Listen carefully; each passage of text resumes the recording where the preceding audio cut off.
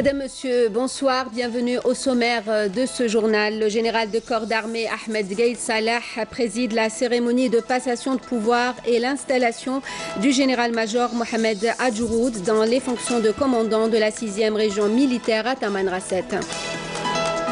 À une semaine de la rentrée scolaire, la mobilisation est totale pour renforcer les règles d'hygiène au niveau de tout l'environnement des écoles.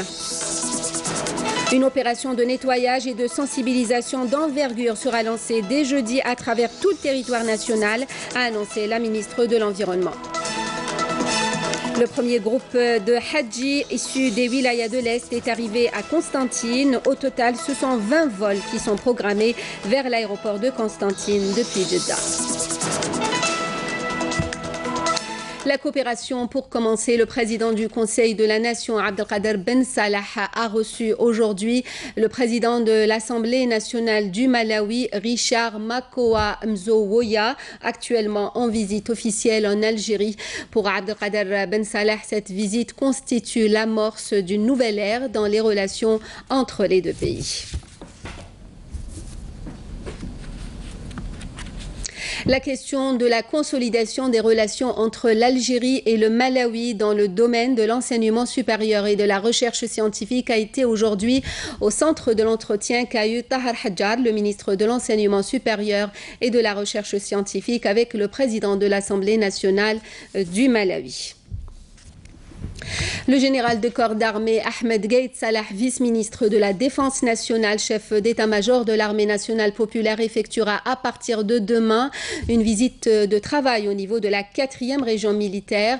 Le général de corps d'armée Ahmed Gaïd Salah présidera jeudi, au nom du président de la République, chef suprême des forces armées, ministre de la Défense nationale, la cérémonie d'installation du général-major Alaïmiya Hassan en qualité de commandant de la 4e région militaire en remplacement du général-major Sherif Abdelrazak mis à la retraite.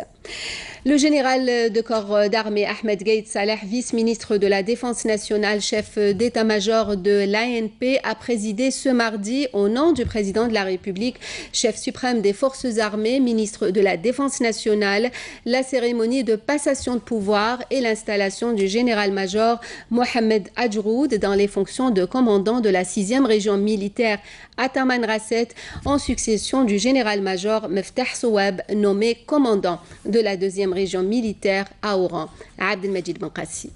Le général de corps d'armée a observé un moment de recueillement à la mémoire du défunt Moudjahid Hibaoui El-Wafi, dont le nom est porté par le siège de la région. Il a ensuite déposé une gerbe de fleurs devant la stèle commémorant sa mémoire et a récité la Fatiha sur sa mémoire et sur celle des vaillants Chouhada. Ensuite, et en présence des cadres et des personnels de la région, le général de corps d'armée a annoncé l'installation officielle du général-major Mohamed Adjouroud, nouveau commandant de la région, et lui a remis l'emblème national. باسم فخامة السيد رئيس الجمهورية القائد الأقوى المسلح وزير الدفاع الوطني وفقا للمرسوم.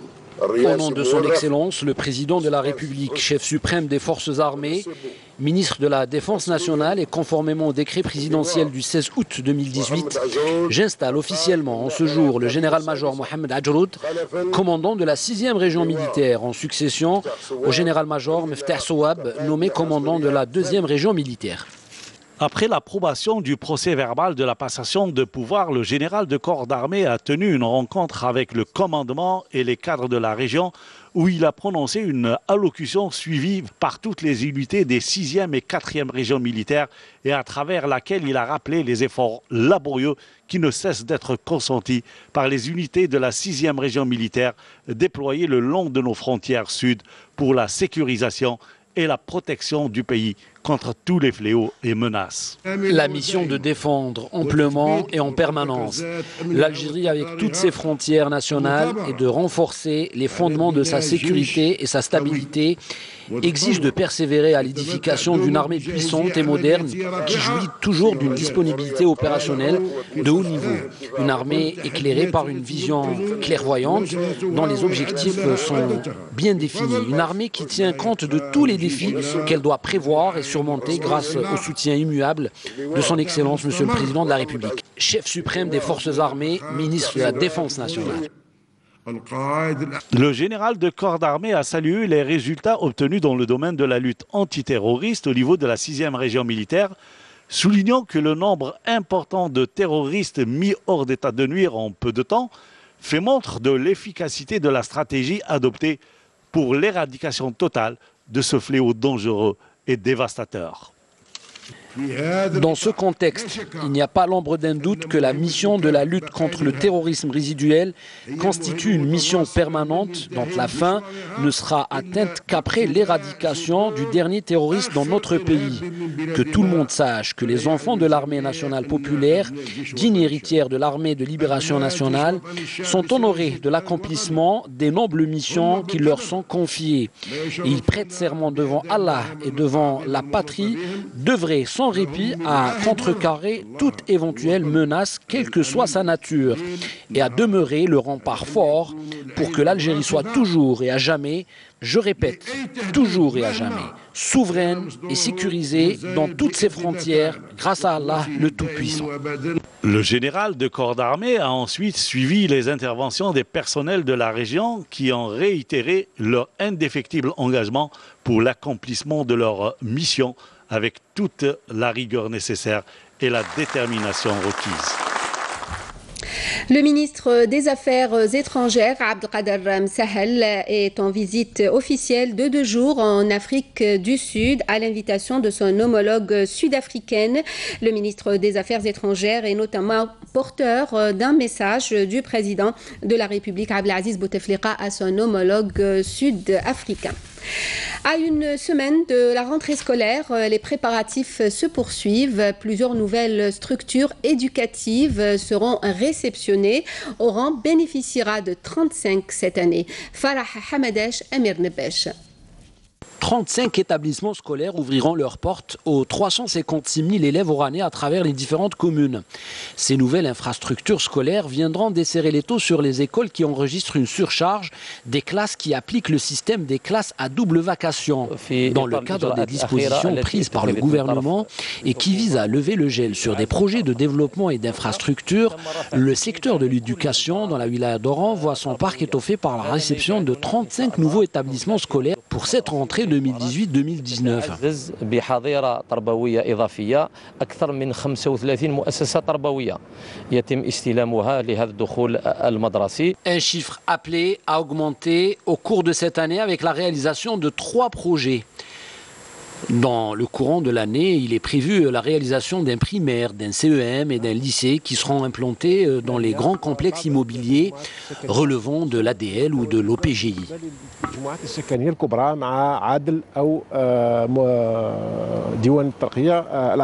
Grâce à ces nouvelles salles de classe, les conditions de travail des enseignants et des élèves ne seront que meilleures.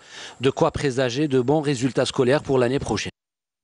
Une rentrée scolaire sous le signe de la prévention. La mobilisation est totale. Les règles d'hygiène seront renforcées dans les cantines scolaires, l'eau, les sanitaires et tout l'environnement de l'école.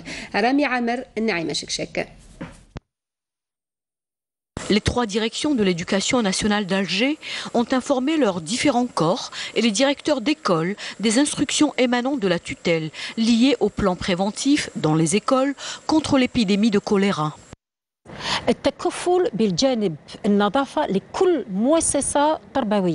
La prise en charge de l'état de propreté dans toute institution éducative. Je peux affirmer que chaque établissement éducatif a un plan de charge. Ce plan de charge se rapporte à la propreté des cantines scolaires, à celle des sanitaires, ainsi qu'à la propreté au sein et en dehors de l'établissement scolaire.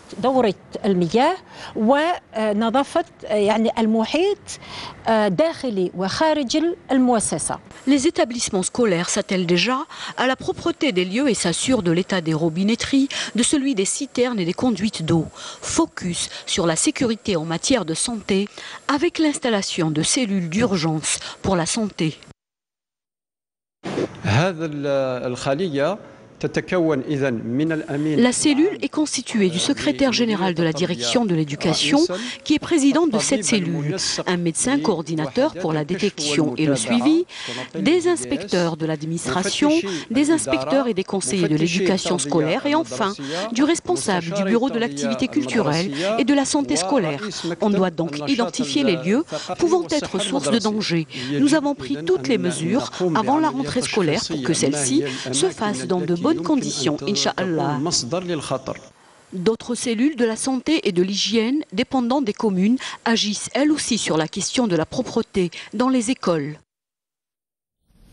La ministre de l'Environnement et des Énergies renouvelables a annoncé le lancement jeudi d'une campagne nationale pour le nettoyage de l'environnement à travers tout le territoire national, avec la contribution de plusieurs secteurs et instances concernées, ainsi que des entreprises économiques et des organisations de la société civile. Cette campagne vise à sensibiliser le citoyen sur l'impératif de préserver l'environnement et l'espace de vie et de l'impliquer dans des actions de nettoyage qui ne seront pas conjoncturelle, a souligné la ministre lors d'une rencontre en présence des représentants de plusieurs ministères ainsi que de la société civile. Le citoyen doit jouer pleinement son rôle dans la préservation de l'environnement. Il doit être doté de ce réflexe environnemental et de la manière la plus adéquate dont il doit se comporter envers le milieu dans lequel il évolue. Tous les moyens matériels déployés et tous les efforts consentis ne suffiront pas sans l'implication effective du citoyen ainsi que sa profonde conviction. Sa contribution positive est plus que jamais de mise pour la protection de l'environnement. L'eau du robinet est potable et ne présente aucun risque pour la santé. Depuis l'apparition des cas de choléra, les services concernés ont voulu rassurer, mais la méfiance n'a pas complètement disparu. La CEAL a ouvert aujourd'hui ses laboratoires à la presse pour montrer que l'eau distribuée via les réseaux publics à travers tout le territoire national est contrôlée au quotidien. Malika Bellel. Nous sommes ici dans l'un des 5 laboratoires dont dispose CEAL, Société des eaux et de l'assainissement d'Alger à Kouba. Ici, des prélèvements quotidiens sont effectués afin de contrôler la qualité de l'eau potable.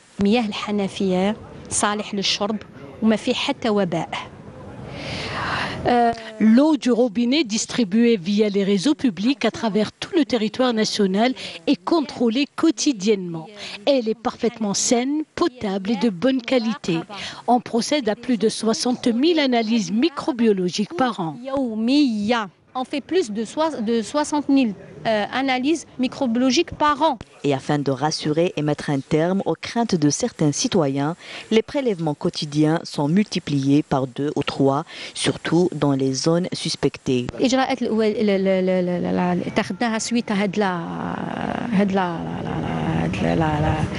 La polémique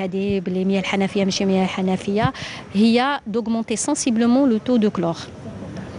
D'augmenter de 10 à 20%. Hadouma, c'est le ministre, notre ministre des Ressources en eau qui nous a demandé d'augmenter sensiblement le taux de chlore. Hadouma, quand il y a une crise comme ça, c'est pour rassurer la population, on augmente sensiblement le taux de chlore. C'est tout, c'est pour éviter tout risque. Une commission regroupant des agents de CEAL, de l'Algérienne des eaux ADE et de l'Institut Pasteur a été créée afin de contrôler les 97 sources d'eau recensées. Lutte antiterroriste et suite à une opération de recherche et de ratissage menée à Médéa, un détachement de l'armée nationale populaire a découvert et détruit hier 3 casemates pour terroristes, a annoncé le ministère de la Défense nationale. Et dans le cadre de la lutte contre la criminalité organisée, des éléments de la gendarmerie ont arrêté lors d'opérations distinctes à Naama et Khenchla 3 individus en possession de 2 fusils de chasse et d'une quantité de munitions, précise le communiqué du MDN. C'est une bien triste nouvelle que nous avons appris en début d'après-midi, le décès de notre confrère de Radio Chaîne 3, l'animateur Yazid Ait Hamadouche. Yazid est décédé lors d'une intervention chirurgicale à l'hôpital de Kouba. Il avait à peine 38 ans.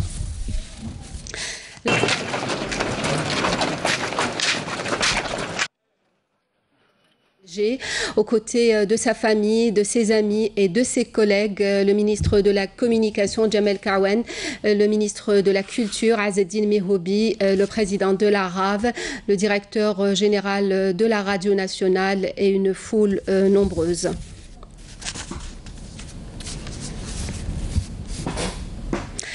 Yazid Aït Hamadouche était une voix attachante et un journaliste engagé sur plusieurs fronts, dont celui des droits des personnes handicapées. Nous lui avons consacré il y a 2 ans un reportage pour saluer son courage et rendre hommage à son talent. Je vous propose de le revoir. C'est signé Nawal Abada. C'est parti pour Serial Tiger. Votre... Vous connaissez probablement cette voix. Yazid Aït Hamadouche, animateur de Serial Tiger, une des émissions phares de la radio Alger Chaîne 3. Yazid vit un handicap physique, mais ce n'est pas ce qui le définit. Lorsque par exemple je travaille, lorsque je vous parle, je n'ai pas il n'y a pas de différence entre moi et vous et toutes les personnes entre guillemets qui ne sont pas handicapées. C'est-à-dire que si l'environnement était adéquat, si tous les aménagements étaient aussi adéquats, du coup il n'y aurait plus de handicap. Quand on est derrière un micro, on écoute une voix, les auditeurs écoutent une voix, donc toutes les différences n'existent plus. Il n'y a plus de handicap, il n'y a plus de différence. Il n'y a que passion et ambition. Je suis paraplégique, je ne marche pas depuis l'âge de 8 ans. J'aurais pu être introverti, j'aurais pu être cloîtré à la maison, j'aurais pu être antipathique, j'aurais pu par exemple avoir des tendances suicidaires, etc. Mais au contraire, j'ai choisi de vivre. Ce n'est même pas un choix, c'est tout simplement une envie d'être heureux. Et pour moi, le handicap n'est pas quelque chose de négatif, c'est plus une richesse qui m'a permis au contraire d'aller plus loin, de me dépasser, d'envisager la vie et mon quotidien comme un challenge, comme un défi, comme des défis à relever, comme des montagnes à déplacer. Et du coup, ça m'a poussé à non seulement avoir une vie comme les autres, mais peut-être avoir une vie mieux que les autres. J'ai eu un bac avec mention, j'ai fait l'une des meilleures écoles en Algérie, à Ouadsemar, de l'informatique, etc. Mais j'ai toujours eu cette passion secrète pour la radio, pour l'artistique, pour le contact humain. J'ai attendu de finir mes études pour justement embrasser cette passion. Je me suis donné les moyens, en fait, tout simplement en envoyant une lettre de motivation qui a convaincu à l'époque le directeur général de la radio algérienne. Il m'a testé, il a vu que je voulais réellement réussir. Moi, ce que je veux, c'est aller plus loin, c'est vraiment changer un petit peu les mentalités, faire en sorte aussi de faire connaître ce monde. Sa motivation a fait retentir sa voix à l'international. Bon, j'ai intégré la radio déjà en 2005. 2 ans après, j'ai participé à un concours international, le Premios Ondas en Espagne. J'ai eu donc le prix spécial du jury. Et en 2012, ça a été la consécration avec le 47e prix international, donc URTI, Union des radios et des télévisions internationales, où parmi plusieurs pays, parmi une 50aine de pays, donc j'ai fait en sorte que l'Algérie soit number 1. Une envie de s'épanouir qu'il partage dans ce studio qui a vu naître Freakland, Babylone, Caméléon et le lancement des stars se poursuit. 21h, l'émission prend fin. Et c'est fini pour aujourd'hui.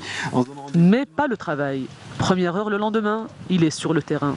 L'animateur troque son micro contre celui du journaliste.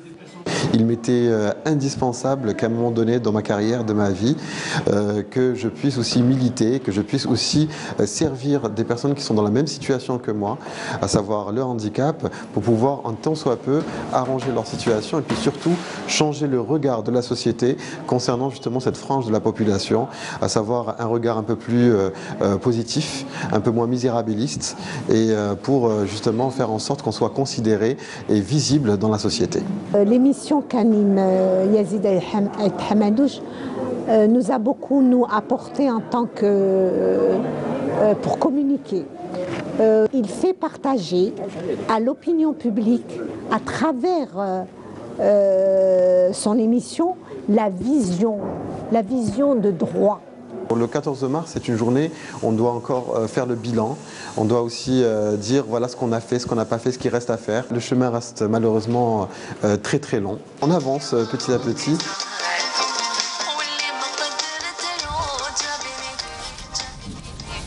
Il est parti trop tôt, Yazid Aït Hamadouche. Il va beaucoup nous manquer. Nos pensées vont ce soir à sa famille et à ses collègues. Inna lillahi wa inna ilayhi raji'un. Le premier groupe de Hadji issu des wilayas de l'Est du pays est arrivé ce mardi à l'aéroport international Mohamed Boudiaf de Constantine, de retour des lieux saints de l'islam. Ce premier groupe est composé de 298 Hadji. Au total, 20 vols sont programmés vers l'aéroport de Constantine depuis Jeddah.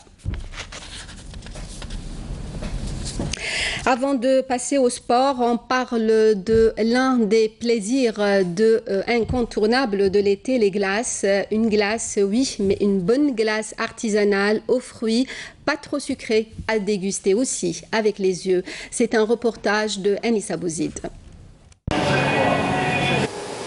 Associée spontanément à la fraîcheur et à la gourmandise, la glace représente un plaisir sucré et rafraîchissant en cette période d'été. Madame Boubnider, propriétaire des lieux, nous le confirme. J'ai un bon retour parce que je travaille quand même, j'essaie de faire au mieux.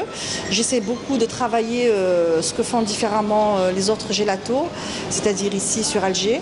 Moi, j'essaie de promouvoir quand même les produits locaux, c'est-à-dire les fruits, bien sûr. Et on a de très bons fruits à Alger. Et puis cette année, les fruits sont sucrés, ils ont un bon goût, donc j'en profite au maximum. Mais c'est le résultat des produits finis.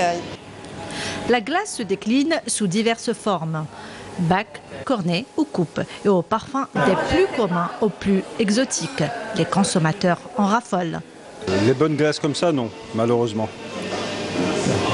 On a tendance à prendre des glaces industrielles, mais j'en prends pas trop en général. Il y a trop de produits chimiques, donc là c'est un plaisir. Là c'est cheesecake que je prends et c'est super bon. Enfin, j'ai rarement mangé une glace aussi bonne en fait. Moi en général mangue, vanille, chocolat. Elle est très bonne, très très bonne. Vraiment elle a un goût très, très légère, très tendre, très bonne. Pas trop sucrée, super bonne. En toute sincérité, elle est très très bonne. On ressent le côté artisanal de la glace. Après la déco elle est parfaite. Et franchement il n'y a rien à dire. Bon, c'est la première fois que je consomme ici, donc ça paraît assez bon, et correct, propre déjà, c'est très important. Et puis le jus, ça m'a plu aussi. Le mojito, j'adore moi tout ce qui est acide, voilà. Dans ce laboratoire, Madame Boubnider nous livre les secrets de fabrication de la glace artisanale italienne. Nous sommes équipés d'un pasteurisateur qui nous permet donc de pasteuriser notre base. Donc la base, c'est quoi? C'est un mélange de lait et de différents sucres. Les différents sucres permettent à la glace d'apporter un équilibre et de ne pas se cristalliser pendant la production. Ensuite, une fois pasteurisée, on la turbine. Et une fois turbinée, donc on la met dans un surgélateur qui permet à la glace d'arriver à cœur à moins 30. C'est ce qui permettra par la suite à la glace de rester une semaine sans qu'elle ne soit détériorée et qu'elle puisse avoir un très bel aspect, soit au visuel, soit au goût, ce qui est très important. Ça concerne la gelato. La gelato, donc c'est des produits importés, italiens bien sûr, comme la noisette, la pistache. Tous ces produits-là sont des produits haut de gamme parce que je travaille aussi avec des produits de sélection, comme par exemple la noisette de Piémontais, la pistache de Sicile ou de Brandt. C'est des produits bien sûr qui apportent une saveur au final très agréable. Produit incontournable, la glace reste l'une des gourmandises préférées des Algériens en cette période de chaleur. Sport football, le SC Tif a composté son billet pour les quarts de finale de la Ligue des champions d'Afrique de football en s'imposant devant le Mouloudia d'Alger par 2-1. Un match qui s'est joué aujourd'hui au stade du 5 juillet à Alger pour le compte de la 6e et dernière journée de la phase de poule dans le groupe B. C'était là la dernière information de ce journal, le rappel des principaux titres. Le général de corps d'armée Ahmed Gaït Salah préside la cérémonie de passation de pouvoir et l'installation du général-major Mohamed Adjouroud dans les fonctions de commandant de la 6e région militaire à Tamanrasset. À une semaine de la rentrée scolaire, la mobilisation est totale pour renforcer les règles d'hygiène au niveau de tout l'environnement des écoles. Une opération de nettoyage et de sensibilisation d'envergure sera lancée dès jeudi à travers tout le territoire national, a annoncé la ministre de l'Environnement.